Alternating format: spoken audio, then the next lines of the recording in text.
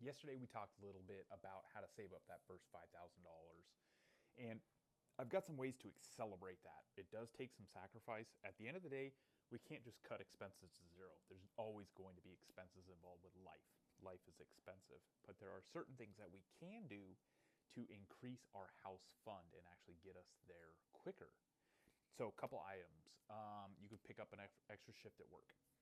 And what I mean by that is, it doesn't necessarily have to be a whole lot, but one extra shift could equal an extra 250 bucks a month, maybe more. Maybe that's 250 bucks a week.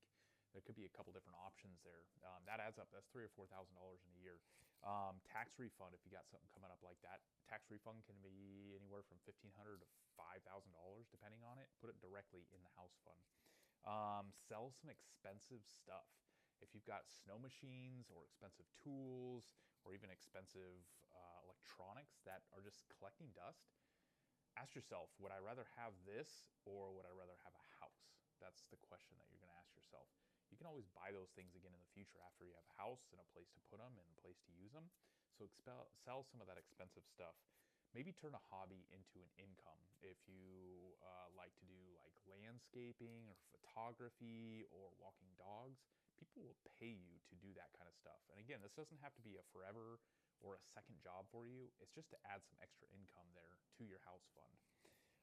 So I like to think of it as like a 12-month house season. Over the next 12 months, we're going to look at certain things that are really nice to do or have, and we're going to cut those for 12 months. If it's an expensive vacation that you can put off, potentially eating out less, packing more lunches for yourself, not going out to dinner so many times, skipping out on some of those luxuries, the subscriptions, the fun things that you like to do. Again, this isn't a forever thing. This is just training ourselves to be better with our finances.